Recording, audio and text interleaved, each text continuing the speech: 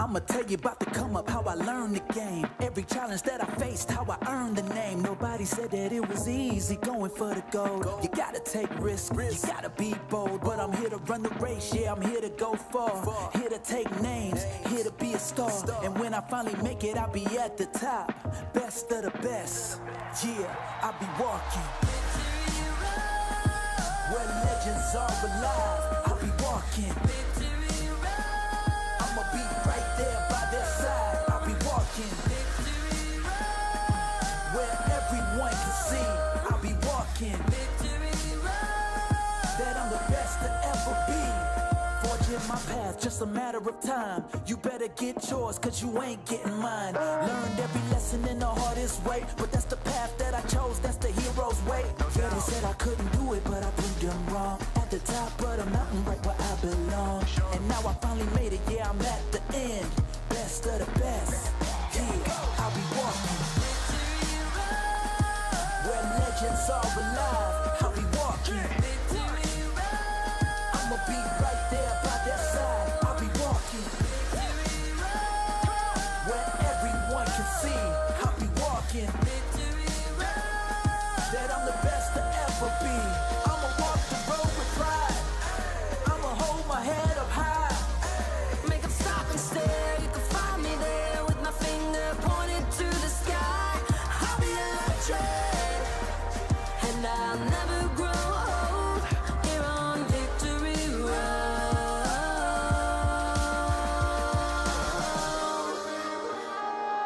where legends are alive. I'ma be right there, right there. Just watch me. I'll be walking where everyone can see. I'll be walking that I'm the best to ever be. I'ma walk the road with pride, I'ma hold my head up high. Make them stop and stare, you can find me there with my finger pointed to the sky. I'll be a legend, I'll be a legend. Now I'm finally home, here on Victory Road. Victory Road. I'll be a legend.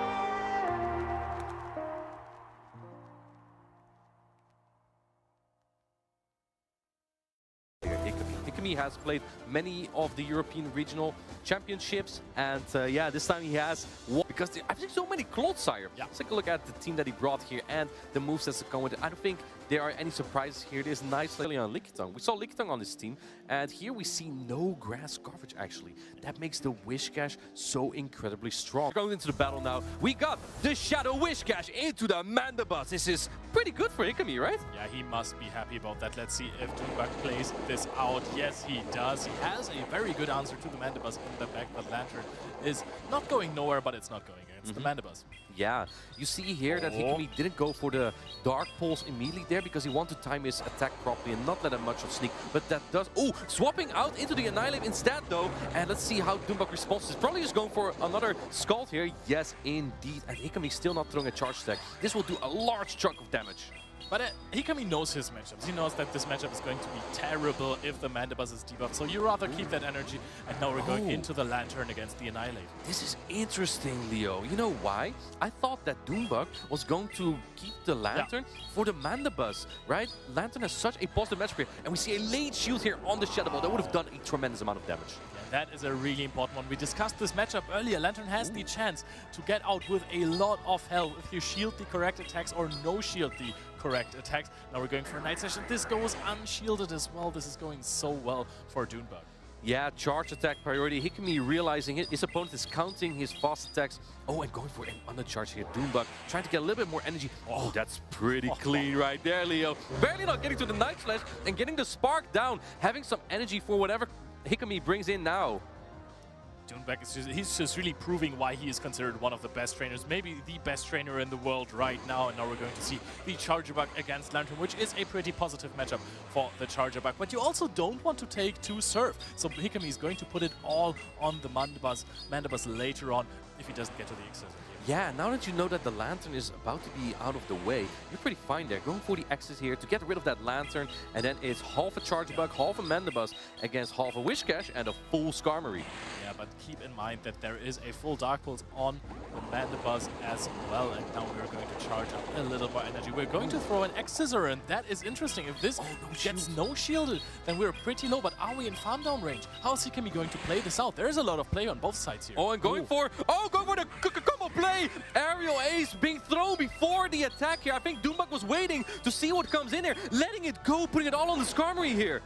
Oh, and Skarmory is a Pokemon that can sweep. However, 1v2, you have Brave Birds that deal more damage, but you're also going to get debuffed. So let's see how Doombug decides to play this out. But first of all, you're going to get a Dark Pulse connected, and without Brave Birds, it's going to be really tough to take out the Mandibuzz. Yeah, not just the Mandibuzz, but also the Charge Bug in the back, right? This is a difficult task for that Skarmory. It is stronger now with the Steel Wing, but these are a lot of Pokemon you got to take out here.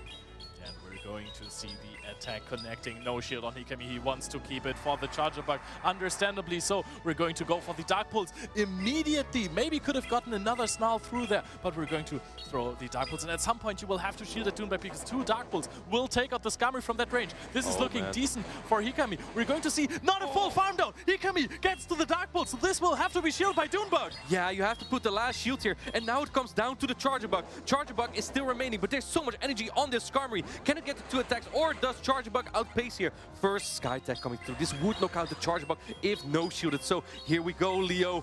I think that Doombug will have to try to reach the next attack. I don't know if he can, though. The Charger Bug reaches, and it takes out the Skarmory with the Volt Switch. Hikami leads 1-0. Wow, the Hikami taking game number 1 here. Butters, I hear him in the back. He's angry. Their technique, and we're going to see Shadow Gligar on Doombug's side against Azumarill. Another strong lead for Hikami.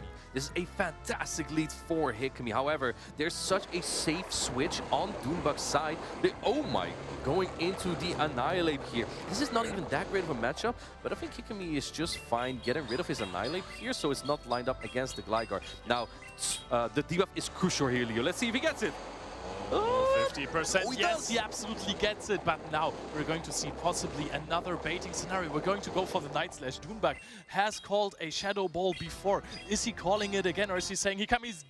Oh, it is the Night Slash bait shielded on the side of Doombug. And now Hikami is going for some more counters. We're going to see the Scald being thrown just before the Shadow Ball is reached on Hikami's side. This won't knock out yet, but I believe you might be able to Macho down after this. This does so much damage. No, it's not a Macho down range just yet. Getting another debuff here, but I don't think Night Slash will knock out yet at this point. Doombug indeed is going for switch advantage. He wants the Lantern on that Azumarill. But if we're going for more counters, I think that's 2 shields now. If we're going for more counters before we get knocked out, maybe a critical hit Night Slash can come through somehow. But I also don't think that this Whiscash is going down here. Barely. Nope, not going down. You do have Azumarill to take the energy on either way, but switch advantage is so important in this matchup, Leo. Now, the Azumarill will be lined up on the Lantern, which is a terrible matchup for the Azumarill after taking 2 Mob-Bombs here, and then the Charger Bug will be aligned to the Gligar. Yeah, and that is also a catastrophic matchup right here. So Hikami couldn't really answer. We said this before. The Whiscash looks very, very safe into the team of Hikami. He has no grass-type answers for it. So using it as a safe swap, especially the Shadow Whiscash, to answer or to reverse the switch can be crucial if you're Yeah, exactly. Going into the Lantern, Hikami going for the player to chip this Lantern for a little bit before switching out into the Charger Bug. Azumarill is not something you want to have against the Lantern. In comes Charger Bug and answered by the Gligar immediately. This is a very good matchup for the Gligar as it resists all the charge attacks, all the fast attacks. We're calling an Aerial Ace here on Hikami's side. Wow. So that is really good. He has shield advantage, okay? Hikami is not out of this. He has it going for him, but it looks very good for Doombug right now. So we can connect quite some damage, get a farm down maybe, but I don't think that the Azumarill can in the end pull through against the Lantern. It's very tough here, right? I think you kind of need the Charger Bug to pull through here, but I think that Doombug just gets the 2 Area Aces here because the Area Ace just comes out so quickly, and 2 Axes are not going to be enough. Even if it's shadowed, even in its shadow form, Gligar is still quite bulky. Yep, and I also don't think that we can go for a potential catch, but we're putting it all on the Azumarill right here. Would have said maybe we're trying to go for a full farm into a next attack and then switch out the charger. Oh man, almost getting to the dig here. Yes, the dig is being reached. This is so tough for Hikami. I think this dig, if it connects, it will knock out, and otherwise there's still the Lantern. Don't shoot up this dig, but now you need to get to 2 player up, and the Lantern already has quite some energy. This is looking very tough. Switch advantage was so important in this battle. Yeah, and Hikami got out of this switching matchup with 1 shield, and you would think there is maybe a chance that he could have used that better, especially if he got the 2 Night/Baits. That was definitely play for him on that side, and now we're going for a huge Thunderbolt on this not very huge Does this knock out? Azumarill. I think it might be! This knocks out, yeah. Azumarill goes down, super effective damage, and Doombug ties up the score, 1-1. Very, very well played by Doombug, knowing exactly, hey, this Shadow Whiscash doesn't have to be in the lead. It can win every single matchup. I'm very curious what we are going to see from both trainers here. We are going to see from Doombug a Gligar into the Annihilate in this decisive game number 3. Oh, and you can see in the back that Hikami is going really, really weak to Lantern, and there it is immediately, the Lantern answering the Mandibuzz. However, you might go a little bit ABA to bait out the Lantern with Mandibuzz because it's just so bulky you can get some Dark Pulses off. Yeah, this is going to be so rough for Hikami, I think, right? Because you don't even have the Annihilate to properly counter or take the energy from that Lantern. This Thunderbolt is going to go through, and even though I do like the strategy here from Hikami to bait out the Lantern, it's going to get so much energy here and then still throw that into the Annihilate. Yeah, that is going to be a whole farm down that we're going to see right there. I doubt that Hikami is going to get to yet another Dark Pulse to a 3rd one.